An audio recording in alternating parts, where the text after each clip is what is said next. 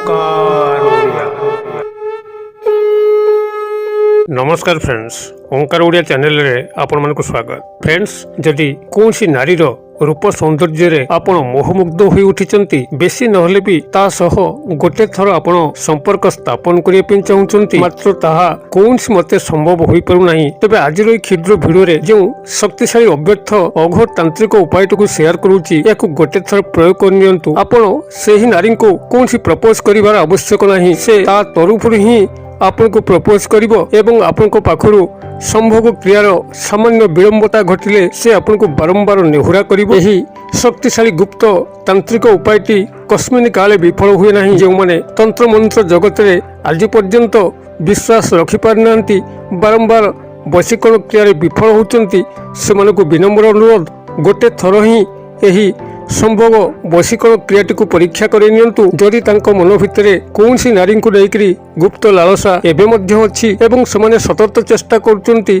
सेही नारी को अंततः गोटे थर संभोग करिया पई, मात्र ताहा कस्मिन काले संभव हो नाही। सेमाने यही शक्तिशाली माता चंडींगांकर अद्भुत चमत्कार वशीकरण तंत्रोक्त क्रिया माध्यम गोटे थर ही सफल हेबे एवं एथिपाई आपन कोनसी सेबली विशेष कष्टकर मंत्रोक्त उच्चारण आवश्यक नहीं, किंबा सेबली कोनसी जटिल सामग्री आवश्यक नहीं। जहाँ आपनकर सामग्री आवश्यक मात्र 20 रु 30 टंका मध्य आपन ए समस्त सामग्री को जोगाड़ करि परिबे। तेबे ए चमत्कार माता चंडींगांकर शक्तिशाली वशीकरण तंत्रोक्त क्रियार संपूर्ण रूपरेख जानिया पे वीडियो शेष पर्यंत देखंतु। चैनल को प्रथम बार आसथिले, एई भली कंटेंट रुचि रहुथिले, चैनल कड़े थिबा लाल कलर सब्सक्राइब बटन क्लिक करी बेल आइकन क्लिक करी एवं ऑल नोटिफिकेशन पर क्लिक करी चैनल टी को सब्सक्राइब कर नियंतु, जेबोली कि आमे जते मध्य आपण मानक सेवारे एई भली तंत्र मंत्र वीडियो अपलोड करिवो, तार सर्वप्रथम नोटिफिकेशन आपण पाखरे पहुंचीबो एवं से सब को आपण माने सर्वदूर देखिकरी किछि ज्ञान आहरण करि परिबे। एबे फ्रेंड्स,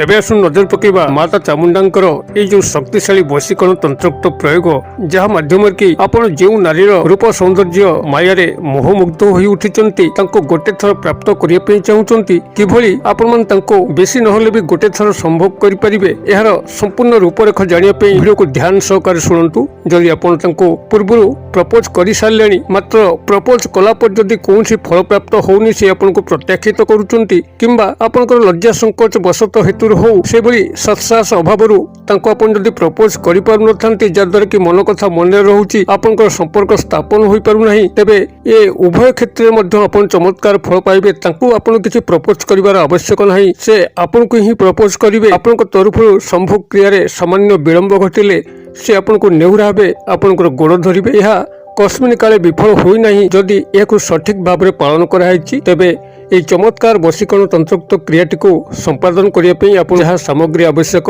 আপন এটি টিপি রখন্তু। আপনকৰ পাখাপাখি থিবা যেকোনসি পূজা সামগ্রীর দোকান হও কিংবা পনসারি ভাই পুটুলি বনিয়া দোকান হও, সেঠাকু ଯିବେ। ମାତ୍ର 20 ରୁ 30 ଟଙ୍କା ବିନିମୟରେ ଆପଣ ଏତିକ ସାମଗ୍ରୀ ପାଇବେ। ତାଙ୍କଠାରୁ ଆପଣମାନେ ଗୋଟେ ଭୋଜପତ୍ରକୁ ସଂଗ୍ରହ କରିବେ। ଭୋଜପତ୍ର ଆପଣଙ୍କର ବହୁତ ଗୁଡ଼ିଏ ପୂଜା କାର୍ଯ୍ୟରେ ବ୍ୟବହାର କରାଯାଏ। ଯେତେବେଳେ ଆପଣଙ୍କର ପ୍ରାଚୀନ ଯୁଗରେ କାଗଜର ଆବିଷ୍କୃତ ହୋଇନଥିଲା, ରାଜରାଜୁଡ଼ା ମାନେ एवं मुनि ऋषि माने मध्य तालपत्र सह एई भोजपत्रे तांकर मंत्र लिखुथिले एवं राजराजुड़ा माने सेमानकर चिताउ एई भोजपत्र माध्यम रे दूर देश को प्रेरण करथिले। अतबे भोजपत्र आपनकर मात्र 2 टंका रु 3 टंका विनिमय रे जेकोनसी पूजा सामग्री हो किंबा पुटली बनिया पंसारी भाई दुकान रो संग्रह करि परिबे। एथि सह अष्टगंध काली को मध्य सेठारु संग्रह करिवे। सेमानु केवल अष्टगंध काली मागिले सेमान देई देबे। जदि अष्टगंध काली सेमान पाके न थाए, तेबे अष्टगंधर पाउडर नहीं आसबे और गोटे गोलाप जल नहीं आसबे। ताको फेंटिक आपन गोटे काली प्रस्तुत करि परिबे एवं एक छोट महू शिशी को मध्य आनिबे, जाकी ओरिजिनल होइतिबो। एतिक सामग्री को आपन माने संग्रह करिवे। जेकोनसी शनिवार दिन रात्र समय जेतेबेले आपनकर वातावरण शांत स्निग्ध थिबो, कोलाहलमय नथिबो, सेही समय आपन शुद्धपुत होइकरी आपण जेउ नारी को वशीकरण क्रिया रे शामिल करचंती, ता गृहटी जेउ दिगरे अछि उत्तर पूर्व पश्चिम दक्षिण जेउ दिगरे अछि सेही दिग को मुख करिकरी एक लाल आसन पकईकरी आपण माने बसिबे एवं एई भोजपत्र रे एई मंत्रटी को ही केवल लिखिबे। कोनसी फूल गछर काठी सहायतारे मंत्रटीर अमुक स्त्री जगार संपृक्त नारींकर नामटी को लिखिबे एवं मंत्रटी को सेठी मध्य आपण माने 108 बार उच्चारण करिवे। 108 बार उच्चारण पई आपनकर नाम गोत्र सिद्ध कोनसी स्फटिकर माला हो किंबा रुद्राक्षर माला हो व्यवहार करिवे। अन्यथा आपण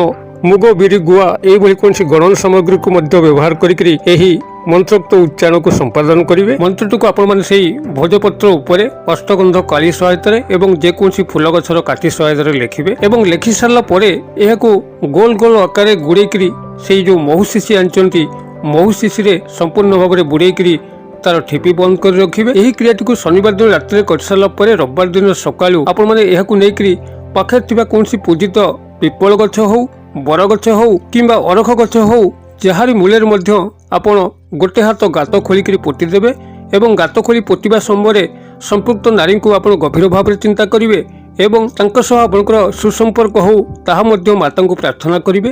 ଏହିଭଳି ଭାବରେ ଆପଣମାନେ କ୍ରିୟାଟିକୁ ଗୋଟେ ଥର ଯଦି ସମ୍ପାଦନ କରିନିଅନ୍ତି ତେବେ ସେହି ନାରୀଙ୍କ ସହ ନିଶ୍ଚିତ ଭାବରେ ଆପଣଙ୍କର ଗୁପ୍ତ ପ୍ରେମ ସମ୍ପର୍କ ସ୍ଥାପନ ହେବ। ତେବେ ସେ ଯେଉଁ ମନ୍ତ୍ରଟିକୁ ଆପଣମାନେ ସେଠି ଭୋଜପତ୍ର ଉପରେ ଲେଖିବେ, ମନ୍ତ୍ରଟିକୁ ଏଠି ମୁଁ ଆପଣମାନଙ୍କର କଲ୍ୟାଣାର୍ଥେ ସେୟାର କରୁଛି।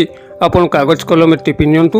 ମନ୍ତ୍ରଟି ଆପଣଙ୍କର ଏଇଭଳି ରହିବ। ଅୟମ ହ୍ରିମ୍ ଚାମୁଣ୍ଡା ଦେବୀ ଅମୁକ ସ୍ତ୍ରୀ ମମ ବସ୍ୟ ବସ୍ୟ କୁରୁ କୁରୁ ସ୍ୱାହା। ମୁଁ ଆଉଥରେ କହିଦେଉଛି, ଅୟମ ହ୍ରିମ୍ ଚାମୁଣ୍ଡା ଦେବୀ ଅମୁକ ସ୍ତ୍ରୀ ମମ ବସ୍ୟ ବସ୍ୟ କୁରୁ କୁରୁ ସ୍ୱାହା। ଆପଣ ଅମୁକ ସ୍ତ୍ରୀ ଜାଗାରେ ସମ୍ପୃକ୍ତ ନାରୀଙ୍କର ନାମକୁ ହିଁ ଯୋଡ଼ିବେ। ମନ୍ତ୍ରଟିର ବର୍ଣ୍ଣନା ଏଇଠି ମୁଁ ଆପଣମାନଙ୍କ କଲ୍ୟାଣାର୍ଥେ ଡାକି ଦେଉଛି, ଚେକ୍ କରିନିଅନ୍ତୁ। ଅୟମ ଅଏ ଅନୁସାର, ହ୍ରିମ୍ ହର ଫଳା ଦୀର୍ଘକାର ଅନୁସାର, ଚାମୁଣ୍ଡା ଚ ଆକାର ମ ଦୀର୍ଘକାର ଅନୁସାର ଦ ଆକାର ଚାମୁଣ୍ଡା, ଦେବୀ ଅମୁକ ସ୍ତ୍ରୀ ମମ ବସ୍ୟ ବସ୍ୟ କୁରୁ କୁରୁ ସ୍ୱାହା। ଅୟମ ହ୍ରିମ୍ ଚାମୁଣ୍ଡା ଦେବୀ ଅମୁକ ସ୍ତ୍ରୀ ମମ ବସ୍ୟ ବସ୍ୟ କୁରୁ କୁରୁ ସ୍ୱାହା। ମୁଁ ଆଉଥରେ କହିଦେଉଛି, ଅୟମ ହ୍ରିମ୍ ଚାମୁଣ୍ଡା ଦେବୀ ଅମୁକ ସ୍ତ୍ରୀ ମମ ବସ୍ୟ ବସ୍ୟ କୁରୁ କୁରୁ ସ୍ୱାହା। ଆପଣ ଅମୁକ ସ୍ତ୍ରୀ ଜାଗାରେ ସମ୍ପୃକ୍ତ ନାରୀଙ୍କର ନାମକୁ ହିଁ ଯୋଡ଼ିବେ। ମନ୍ତ୍ରଟିର ବର୍ଣ୍ଣନା ଏଇଠି ମୁଁ ଆପଣମାନଙ୍କ କଲ୍ୟାଣାର୍ଥେ ଡାକି ଦେଉଛି, ଚେକ୍ କରିନିଅନ୍ତୁ। ଅୟମ ଅଏ ଅନୁସାର, ହ୍ରିମ୍ ହର ଫଳା ଦୀର୍ଘକାର ଅନୁସାର, ଚାମୁଣ୍ଡା ଚ ଆକାର